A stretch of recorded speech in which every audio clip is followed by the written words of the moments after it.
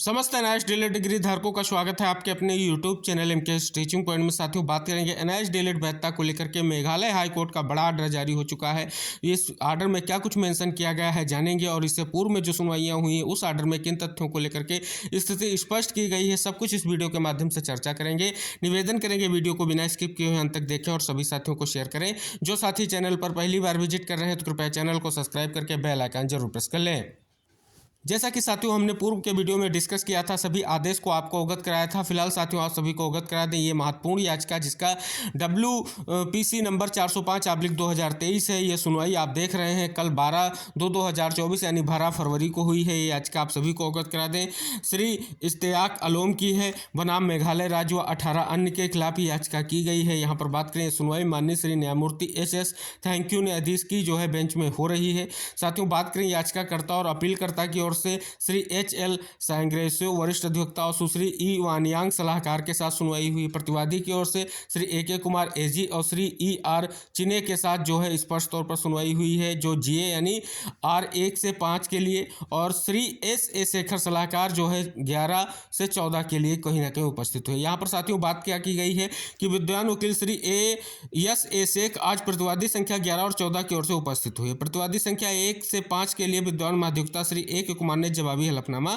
दाखिल करने के लिए 2 सप्ताह का समय देने की प्रार्थना की। प्रार्थना की अनुमति इस मामले को 28 फरवरी 2024 को जो है सूचीबद्ध करें, यानी 28 फरवरी को अब जो है सुनवाई होगी। ये अहम निष्कर्ष निकल कर आया है। अब साथियों ये अवगत कराएंगे जो पिछला आदेश, उस पर भी आपका ध्यान आकृष्ट करेंगे कि आखिर ये केस किस प्रकार का है, किस चीज़ को लेकर के ये हलफनामा दाखिल किया गया है, और आगे जो है आप सभी को पता है 2 सप्ताह का समय दिया गया है। किन लोगों को ये 2 सप्ताह का समय दिया गया है। जैसा कि साथियों ये आदेश आप सभी के सामने है, इसी याचिका का है और इसकी सुनवाई 20/12/2023 को हुई। साथियों ये वही याचिका है, आप सभी को पता है। यहाँ पर स्पष्ट कर दें, ये सुनवाई आप सभी को बता दें उसी बेंच में हुई थी जिस बेंच में ये सुनवाई कल आपकी हुई है।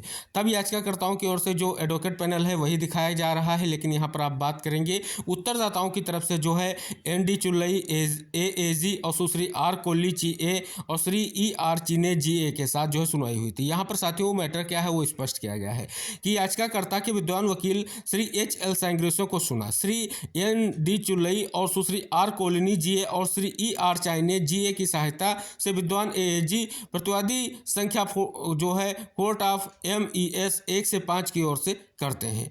लिखा भी गया है कि जो है नोटिस ये स्वीकार करते हैं, ये स्पष्ट तौर पर बताया गया है, यानी ये नोटिस दी गई और नोटिस उसे 1 से 5 तक की ओर से जो उपस्थित रहे उनके द्वारा स्वीकार की गई। क्या लिखा गया है, शेष उत्तरदाताओं को 1 सप्ताह के भीतर नोटिस जारी किए जाए, ऐसा स्पष्ट किया गया था। बात करें आगे क्या लिखा गया है कि तत्काल रिट याचिका में बताए गए तथ्य यह है कि जिन उम्मीदवारों को प्रतिवादी संख्या 7 से 19 के रूप में सूचीबद्ध किया गया है वह चयन प्रक्रिया को जारी रखने के लिए अयोग्य हैं, जिसे दिनांक 30/10/2023 के विज्ञापन द्वारा प्रकाशित किया गया है, विज्ञापित किया गया है, क्योंकि उनके पास NCT मानदंडों द्वारा निर्धारित अपेक्षित योग्यता नहीं है। और साथियों क्या लिखा गया है, यानी DLED जो है आप सभी को अवगत करा दे 2 वर्षीय डिप्लोमा पाठ्यक्रम पूरा करने पर योग्यता जो होती है वो इनके पास नहीं है, स्पष्ट किया गया। विद्वान वरिष्ठ वकील श्री सांग्रेसो का कहना है कि प्रतिवादी संख्या 7 से 19 के पास केवल पत्राचार पाठ्यक्रम के माध्यम से प्राप्त 18 महीने के DLED के डिप्लोमा है और माननीय सर्वोच्च न्यायालय के नवीनतम निर्णय के अनुसार वह इसके लिए योग्य नहीं है चयन। इसलिए यह प्रार्थना करते हैं कि एक उचित आदेश पारित किया जाए जिससे निर्देश दिया जाए कि इन उम्मीदवारों और अन्य समान स्थिति वाले उम्मीदवारों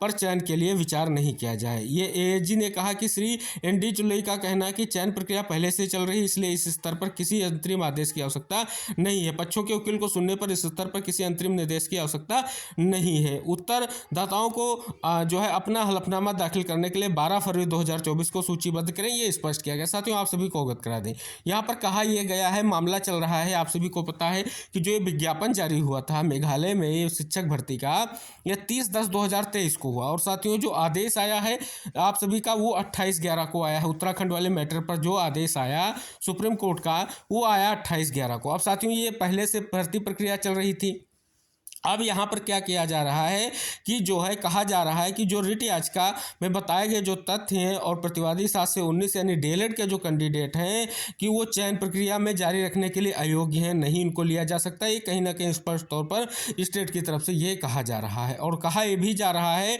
कि इनके पास 18 महीने का डिप्लोमा है जिसको लेकर के निर्णय आ चुका है।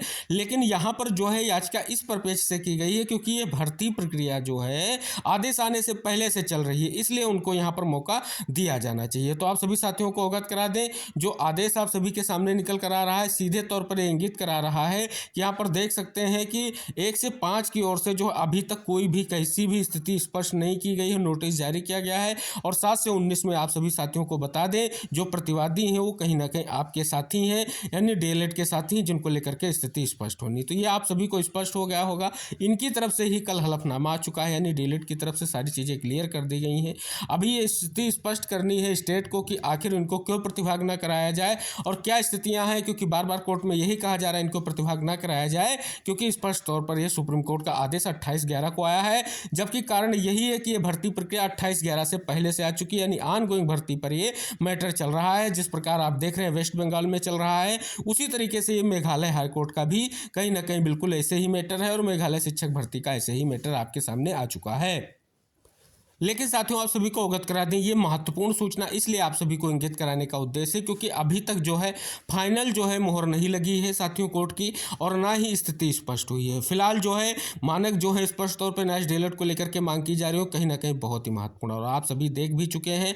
इससे पहले जो है कहीं ना कहीं एक अहम फैसला जो है असम शिक्षक भर्ती को लेकर के हो भी चुका है। अब साथियों आप सभी को पता है इस दौरान एक अहम याचिका, जिस प्रकार से आपका मेघालय का ये मैटर है, इसी प्रकार से वेस्ट बंगाल की एक भर्ती का मैटर है वो चल रहा है। जो भर्ती प्रक्रिया जो है 28/11 के जजमेंट से पहले उसका क्लेरिफिकेशन आप सभी को पता है, एक सुनवाई हो चुकी है और दूसरी सुनवाई 16 तारीख को लगी हुई है। आशा करेंगे वो सुनवाई इस केस के लिए भी अहम रहेगी और अहम निष्कर्ष लेकर के आएगी। तो साथियों ये जो कल सुनवाई हुई वो मेघालय हाईकोर्ट में हुई और मेघालय हाईकोर्ट का जो कहीं ना कहीं ये मामला है स्पष्ट तौर पर आप देख रहे हैं बहुत ही महत्वपूर्ण है। आशा करेंगे इसका निर्णय जल्द से जल्द न्यायाधीश डीएलएड के परिपेक्ष में आएगा और न्यायाधीश डीएलएड के साथियों को नियुक्ति जरूर मिलेगी और स्पष्ट तौर पर उनको जो है ऑनगोइंग भर्ती जो चल रही है उसमें प्रतिभाग कराया जाएगा। जिस प्रकार से आप सभी लोग देख रहे हैं वर्तमान में सुप्रीम कोर्ट के आदेश के बाद स्थितियां जो बनी हुई हैं वो बहुत ही महत्वपूर्ण है। फिलहाल आप देख रहे हैं इसके लिए क्लेरिफिकेशन याचिका ऑलरेडी लगा दी गई है ऑनगोइंग भर्ती को लेकर के। तो साथियों सुप्रीम कोर्ट के अगर आदेश आता है तो उसका प्रभाव सीधे तौर पर यहाँ दिखाई देगा। तो आशा करेंगे सभी साथी इस वीडियो से जुड़ेंगे और अन्य साथियों तक शेयर करेंगे। और जो साथी चैनल पर नए हैं तो कृपया चैनल को सब्सक्राइब करके बेल आइकन जरूर प्रेस कर लें, जिससे एनआईएस डीएलएड के परपेच में जो भी इंपॉर्टेंट इन्फॉर्मेशन है वो वीडियो के माध्यम से आप तक पहुंचती रहेंगी। और उन सभी साथियों तक जरूर शेयर करें जो स्पष्ट तौर पर एनआईएस डीएलएड के परिवार से संबंधित साथी हैं, उन्होंने एनआईएस डीएलएड का जो है प्रशिक्षण प्राप्त कर रखा है, तो उनके लिए सारी महत्वपूर्ण सूचनाएं चैनल के माध्यम से मिलती रहती हैं। तो मिलते हैं नेक्स्ट अपडेट के साथ, तब तक के लिए टेक केयर, बाय बाय साथियों।